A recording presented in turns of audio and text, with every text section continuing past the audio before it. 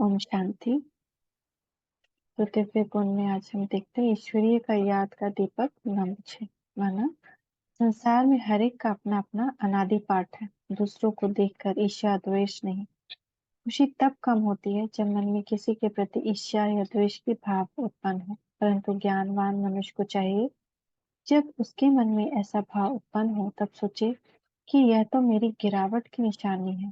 महानता का चिन्ह तो परोपकार, हृदय की विशालता, चित्त की उदारता और दूसरे के प्रति सद्भावना और कल्याण की भावना है। संसार में हर एक आत्मा का अपना अपना अनादि पाठ है। कोई भी अपने पुरुषार्थ से या किसी पूर्व कर्म के प्रारब्ध के रूप में ऊपर चढ़ता है तो उसको देखकर यह सोचना चाहिए कि इसने कभी न कभी ऐसा कोई उच्च कर्म किया है जिससे इसको ऊंची गति मिली है। तब मैं भी उच्च पुरुषार्थ करूं। इसके पाठ की मेरे पाठ से कहाँ तुलना है। यहाँ तो हर एक का पाठ अलग अलग है। सब एक तो हो नहीं सकते। दूसरे के प्रति ईर्ष्या या द्वेष रखने से दूसरे की प्रारब्ध कम तो नहीं हो जाती, ना ही अपनी प्रारब्ध ऊंची हो जाती है, बल्कि अपने ही जीवन में गिरावट आने के प्रारब्ध फल स्वरूप अपने ही प्रारब्ध में घाटा पड़ता है, हम ही को नुकसान होता है और अपने ही मन में वर्तमान समय भी अशांति होती है तथा आध्यात्मिक उन्नति भी रुक जाती है। मतलब बाबा का तो योग लगेगा ही नहीं इस वक्त अगर किसी के लिए ये है। योगाभ्यास में भी विघ्न पड़ता है। अतः दूसरे की उन्नति को देखकर सही तरीका तो यह है कि हम अपना पाठ अपने ही पुरुषार्थ से उच्च बनाने की कोशिश करें और उसके लिए सहनशीलता तथा धीरज से काम लें और उस व्यक्ति से मधुरता से व्यवहार करें। अभी इसमें दोनों चीज है, पर दर्शन पर चिंतन किसी भी तरह से नहीं होना चाहिए। ना ही हम दूसरे को देख करके दुखी हो और ना ही व्यवहार से, ना ही उसकी उन्नति को देखकर, ना ही उसके व्यवहार को देखकर, ना ही उसके पॉजिटिव को देखकर, ना ही उसके निगेटिव को देखकर, कोई भी चीज को भी देखकर भी हमारा मन गिरे नहीं, उठे। गुणग्राही बनना तो नो प्रॉब्लम, बट उससे ज्यादा गुण का ईर्ष्या द्वेष नहीं। दूसरे की उन्नति देखकर यदि हम अपने मन में खुश होंगे और मधुरता से व्यवहार करेंगे तो निश्चय ही दृष्टिकोण उन्नति पर ले जाने वाला सिद्ध होगा और दूसरे व्यक्ति से हमारा टकराव भी नहीं होगा, न जीवन में क्लेश बढ़ेगा। हम अपने जीवन से ईर्ष्या निकालें, अर्थात दूसरे से रीस न करें। श्रद्धा चाहे करे अर्थात रीस बेशक करें। इसी प्रकार कभी कभी क्रोध का अंश अथवा कड़वापन मन में आता है तो ये सोचना चाहिए कि क्रोध तो बहुत बड़ा भूत है।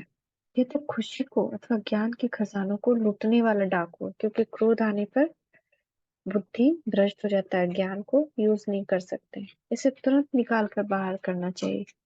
मन को निर्विकार स्थिति में रखने से ही मन में खुशी रहेगी और जो मन का दर्पण अर्थात मुख है उस पर हर्ष दिखाई देगा।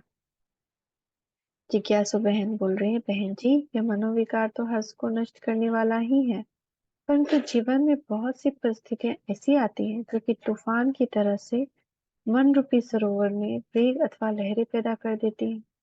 परिस्थितियां हमारी ही पैदा की हुई है ब्रह्म कुमारी। परिस्थितियां तो स्वयं हमारे ही पैदा की हुई है। हमारे ही कर्म हमारे सामने जब लौट कर आते हैं तो उनका सामना तो करना ही होगा। चाहे कोई हंसकर सामना करे, चाहे रोकते हुए, पर रोने से तो भोगना बढ़ती ही है ना। अगर हम कोई परिस्थिति आए और उसमें हम रोते हैं तो वो परिस्थिति बार बार हमारे सामने आएगी, उससे और भोगना बढ़ जाती है। एक तो शरीर को रोग भी होता है, कष्ट भी होता है, रोने से और कष्ट बढ़ जाता है, भोगना बढ़ जाती है। तो जबकि हम परिस्थिति अथवा धारणाओं को रोक भी नहीं सकते तो उनके प्रति दृष्टिकोण बदलना चाहिए। ठीक है, दृष्टिकोण अपनाना तो हमारे अपने वश की बात है। उदाहरण तौर पर मान लीजिए कि किसी को रोग ने आ घेरा। अब वो उस रोग के प्रति एक दृष्टिकोण तो यह हो सकता है कि मनुष्य चिंता में पड़ जाए कि अब क्या होगा और वह दुख के मारे चिल्लाने लगे। दूसरा दृष्टिकोण जो ही वास्तव में ही ठीक है, यह हो सकता है कि मनुष्य सोचे कि मैंने जो बद परहेजी की है उसका ही ये फल है और मेरे किए का परिणाम तो मुझे भुगतना ही है। यह तो मेरे पूर्व जन्म के कर्मों का प्रारब्ध है। चलो यह कर्म का खाता भी चुकता हुआ, सिर से विकर्मों का बोझ हल्का हुआ। इस प्रकार दूसरे प्रकार के दृष्टिकोण को अपनाना ही ज्ञान है। इससे ही मनुष्य के चेहरे पर और चित्त में हर्ष बना रहता है। इसी तरह मान लीजिए कि किसी मित्र या संबंधी या स्नेही बंधु की मृत्यु हो जाती है, तो एक दृष्टिकोण तो यह हो सकता है कि मनुष्य इसे एक असहनीय क्षति माने, मोह ममता के भाव में टिक कर रोए और चिल्लाए। दूसरा दृष्टिकोण यह हो सकता है कि वह सोचे कि आत्मा तो अविनाशी है, उसने केवल चोला बदला, मेरे साथ उसका रोल खत्म, उसका पाठ खत्म। अथवा कर्म का लेखा इतना ही था, अब वह पूरा होने के कारण उसका दूसरे किसी स्थान पर दूसरे नाम रूप से उसका रोल शुरू, पाठ शुरू, इसलिए उसने इस पाठ के लिए शरीर रूपी वस्त्र, वातावरण आदि सब बदल दिया है। पहले भी वही आत्मा कहीं से शरीर छोड़कर यहाँ आई थी। यहाँ उसने एक शरीर रूपी चोला लेकर हमारे साथ पाठ बजाया था। वह सदा तो हमारे साथ थी नहीं, और ना ही सदा से हम उसके साथ थे।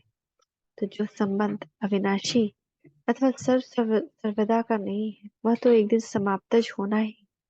जबकि संसार रूपी कर्म क्षेत्र पर ही सब कर्मों का लेन देन और उस व्यक्ति के नाम रूप संबंध से हमारे साथ कर्म खाता नहीं रहा, तो वह पाठ आगे चलता भी क्यों कर।